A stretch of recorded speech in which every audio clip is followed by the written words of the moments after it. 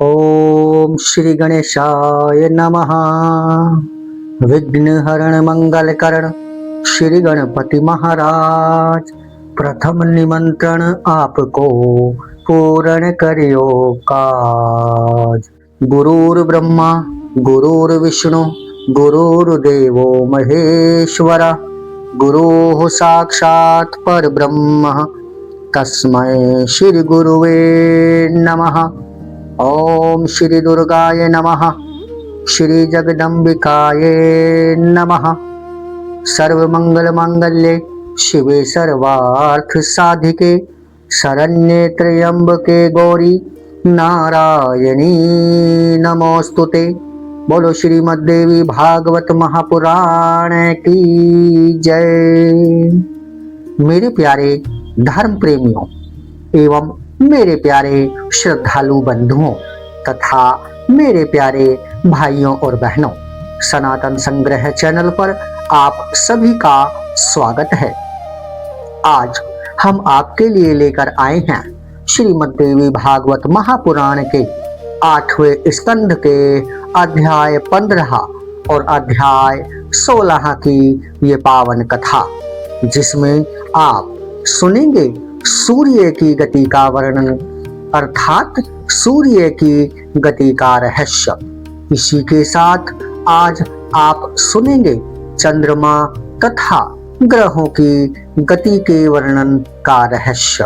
तो मेरे प्यारे भाइयों और बहनों, आइए आप लोगों का ज्यादा समय ना लेते हुए आरंभ करते हैं श्रीमद् देवी भागवत महापुराण 8वां स्कंध अध्याय 15, सूर्य की गति का वर्णन।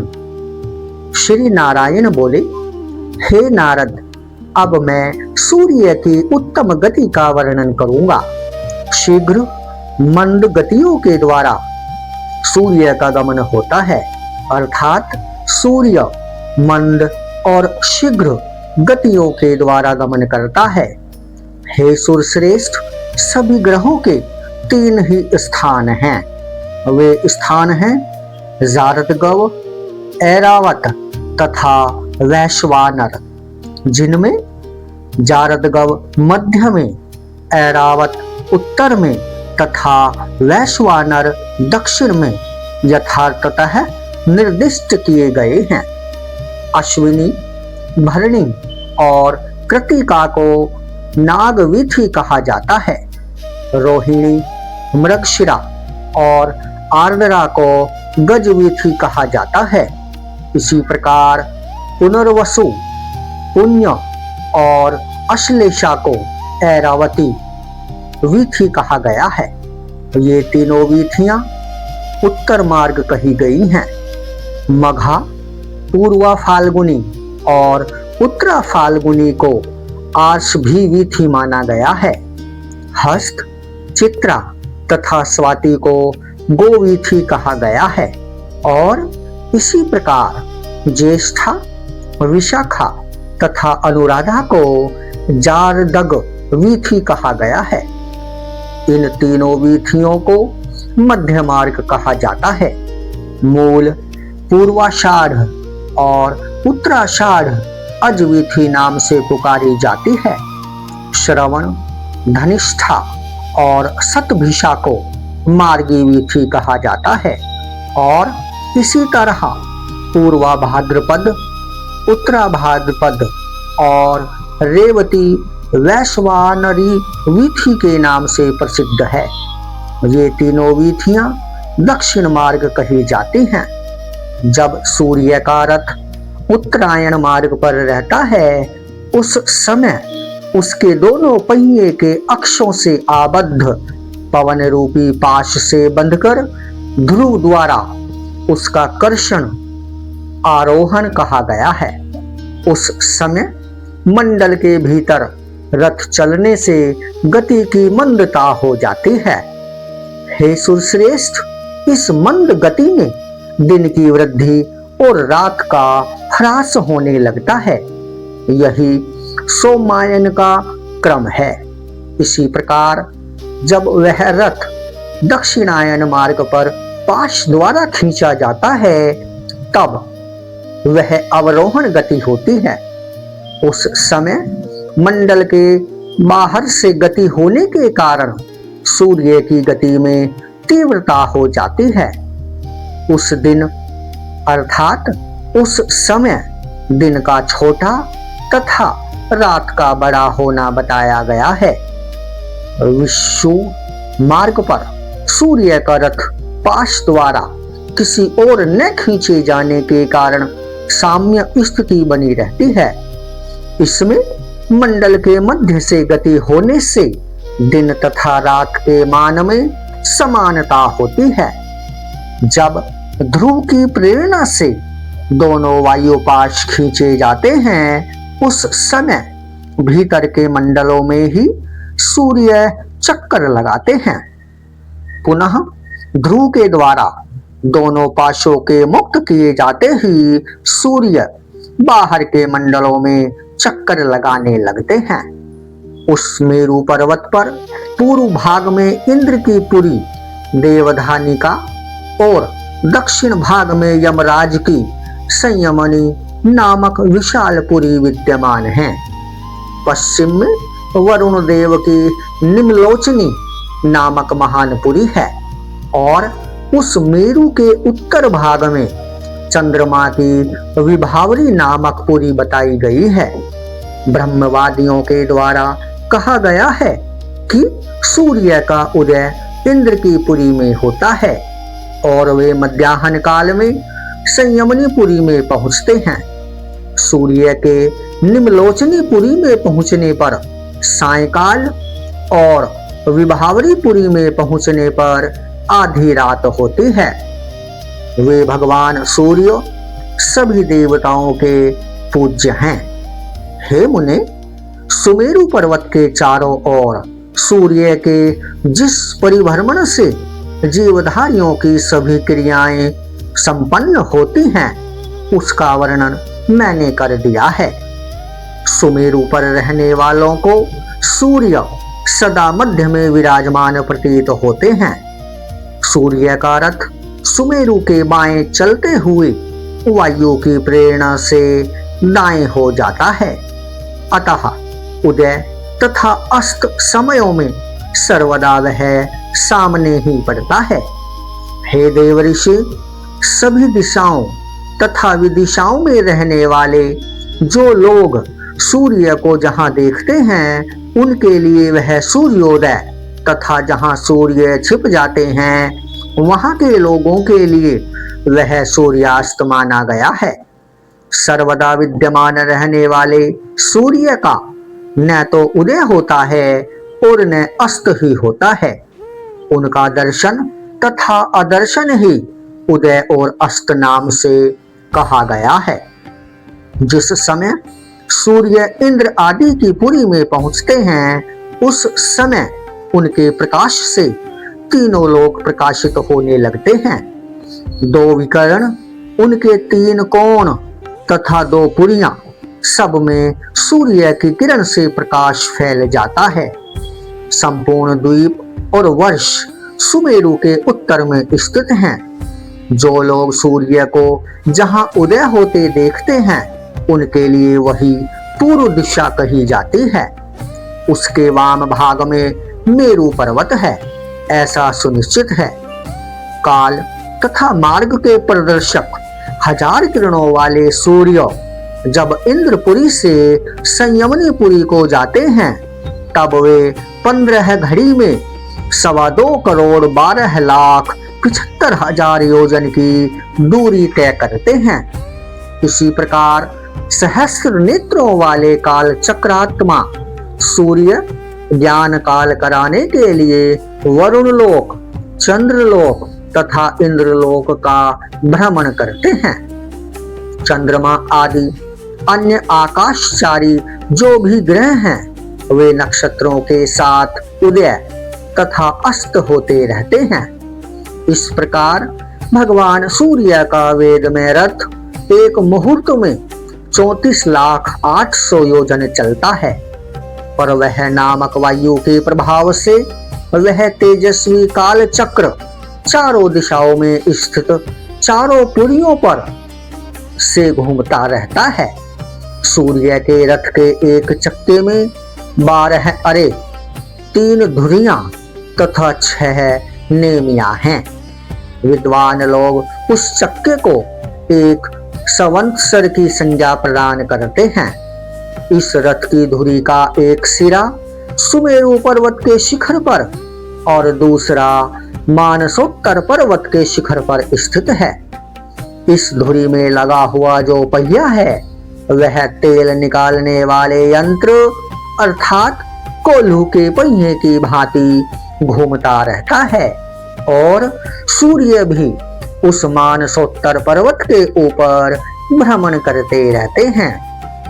उस धुरी में जिसका मूल भाग लगा हुआ है ऐसी ही एक धुरी दूसरी भी है जिसकी लंबाई पहली धुरी की चौड़ाई है। ध्रुव से लगी हुई वह धुरी तैल यंत्र की धुरी के सदृश कही गई है। रथ के ऊपरी भाग में जगत के स्वामी सूर्य के बैठने का स्थान 36 लाख योजन लंबा तथा उसका चतुर्थांश अर्थात 9 लाख योजन चौड़ा बताया गया है। रथ के सारथी अरुण के द्वारा उस जुए में जुटे हुए गायत्री आदि छंदों के नाम वाले 7 घोड़े जगत के प्राणियों के कल्याण के लिए भगवान सूर्य का वहन करते रहते हैं।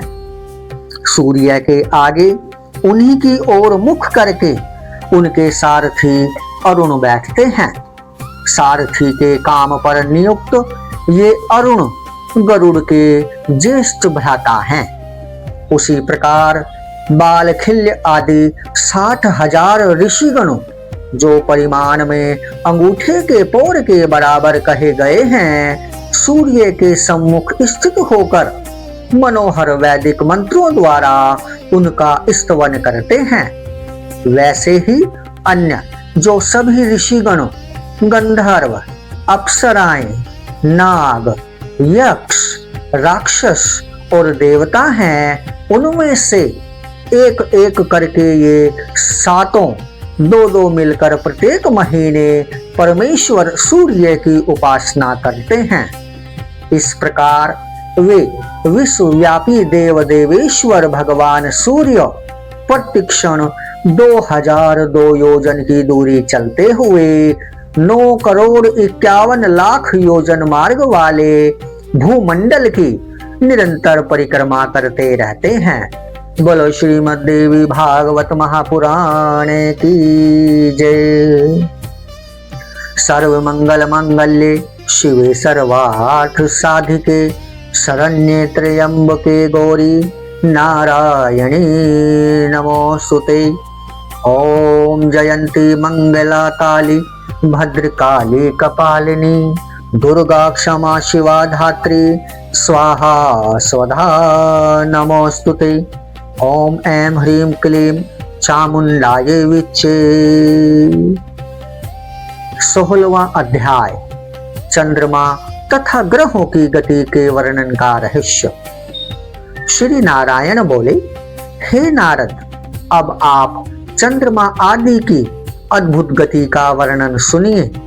उसकी गति के द्वारा ही मनुष्यों को शुभ तथा अशुभ का परिज्ञान होता है। जिस प्रकार कुम्हार के घूमते हुए चाक पर स्थित कीड़ों आदि की एक दूसरी गति भी होती है, उसी प्रकार राशियों से उपलक्षित काल चक्र के अनुसार सुमेरु और ध्रुव को दाहिने करके घूमने वाले सूर्य आदि प्रमुख ग्रहों की एक अन्य गति भी दृष्टिगोचर होती है। सूर्य की यह गति नक्षत्रों पर निर्भर करती है। एक नक्षत्र के बाद दूसरा नक्षत्र आने पर सूर्य गति में परिवर्तन हो जाता है। ये दोनों गतियां एक दूसरे के अविरुद्ध हैं। यह निश्चित नियम सर्वत्र के लिए है। वेद तथा विद्वान पुरुष जिन्हें जानने की इच्छा रखते हैं वे लोक प्रकाशक तथा संपूर्ण जगत के आधार आदि पुरुष सूर्य प्राणियों के कल्याणार्थ और कर्मों की शुद्धि के निमित्त भ्रमण करते हुए अपने वेद में विग्रह को 12 भागों में विभक्त करके स्वयं वसंत आदि 6 ऋतुओं में ऋतु संबंधी सभी गुणों की यथोचित व्यवस्था करते हैं। वर्णाश्रम धर्म का आचरण करने वाले जो पुरुष त्रिविद्या अर्थात वेद के आदेशों का पालन करके शास्त्र निर्दिष्ट छोटे बड़े कर्म संपादित करके तथा उच्च कोटि की योग साधना करके श्रद्धा पूर्वक भगवान सूर्य की उपासना करते हैं, वे शीघ्र ही कल्याण प्राप्त कर लेते हैं। यह निश्चित सिद्धांत है। सभी प्राणियों की आत्मा स्वरूप ये सूर्य काल चक्र पर स्थित होकर द्युलोक तथा पृथ्वी लोक के मध्य गति करते हुए 12 राशियों के रूप में संवत्सर के अव्यव स्वरूप अर्थात 12 महीनों को भोगते हैं। उनमें प्रत्येक मास चंद्रमान से कृष्ण तथा शुक्ल इन 2 पक्षों का पितृमान से 1 दिन तथा 1 रात का और सौरमान से 2.25 नक्षत्रों का कहा गया है। सूर्य जितने समय में वर्ष का 6ठा भाग भोगते हैं, विद्वान लोग उसे संवत्सर का अवयव स्वरूप ऋतु कहते हैं। भगवान सूर्य जितने समय में आकाश मार्ग की दूरी तय करते हैं, उसे आधे समय को पूज्य प्राचीन मुनिगण अयन कहते हैं। अर्थात सूर्य भगवान जितने समय में आकाश मार्ग की दूरी तय करते हैं, उसके आधे समय को पूज्य प्राचीन मुनिगण अयन कहते हैं और जितने समय में सूर्य संपूर्ण नभमंडल को पार करते हैं, उस समय को वत्सर कहते हैं। वत्सर 5 प्रकार का कहा गया है।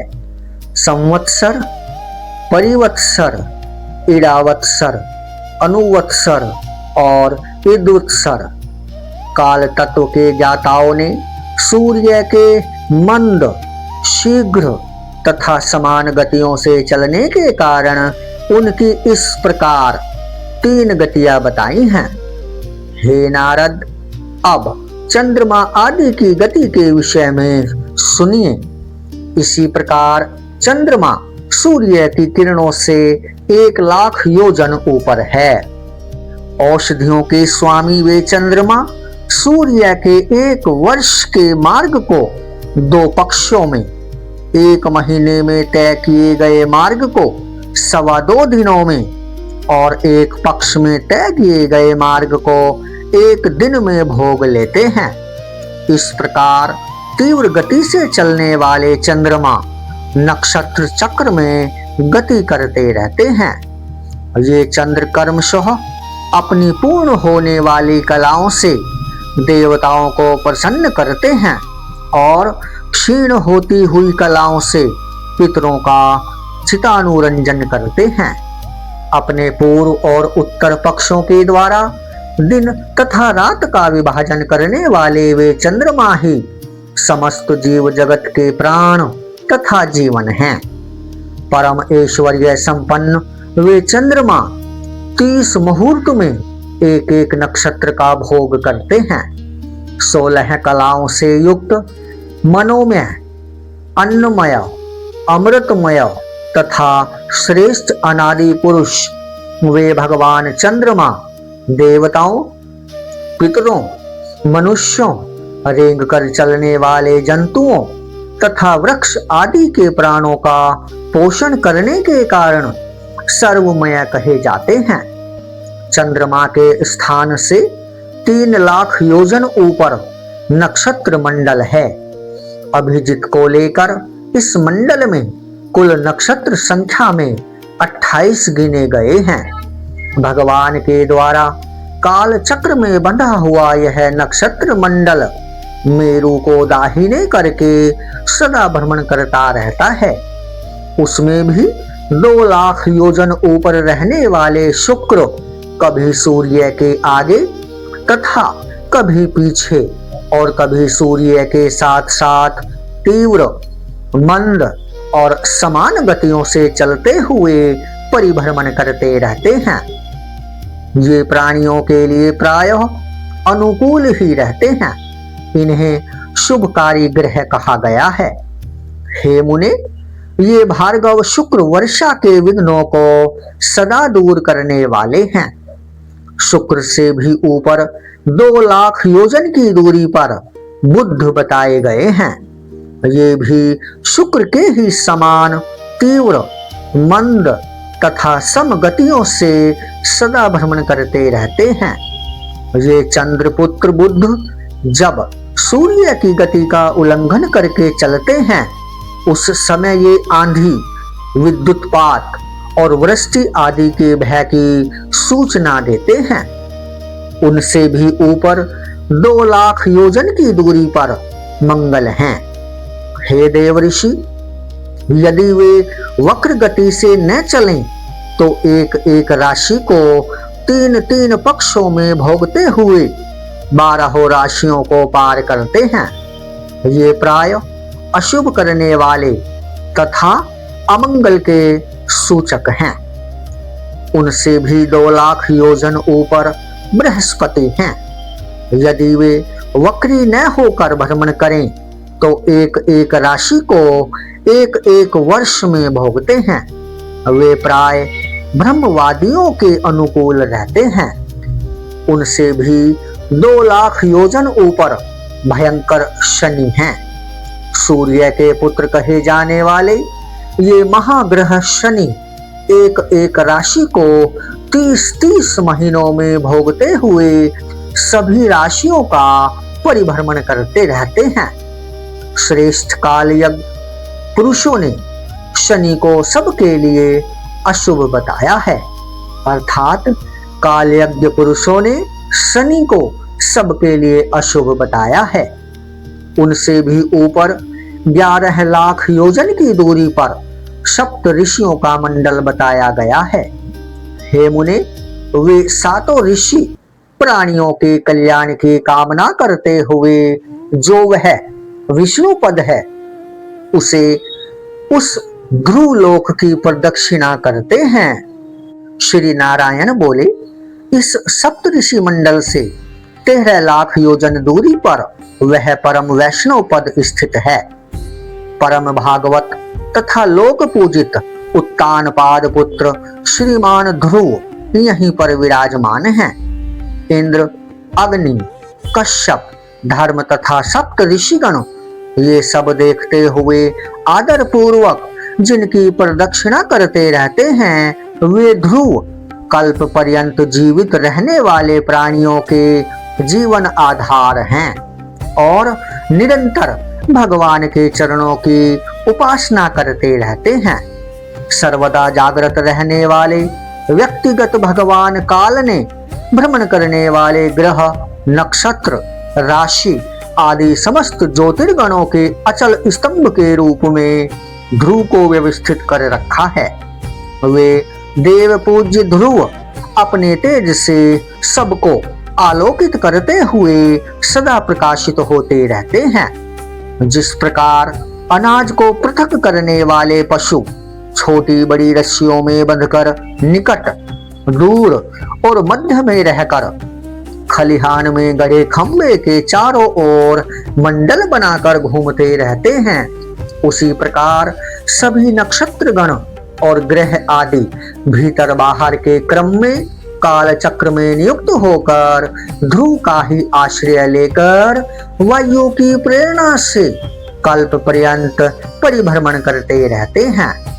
जिस प्रकार बाज आदि पक्षी अपने कर्मों की सहायता से वायु के अधीन रहकर आकाश में घूमते रहते हैं, उसी प्रकार वे सभी ज्योतिर्गण भी पुरुष और प्रकृति के संयोग से अनुग्रहित होकर परिभ्रमण करते रहते हैं और भूमि पर नहीं गिरते। बोलो श्रीमद् देवी भागवत महापुराण की जय। सर्व मंगल मांगल्ये शिवे सर्वार्थ साधिके शरण्ये त्र्यंबके गौरी नारायणी नमोस्तुते।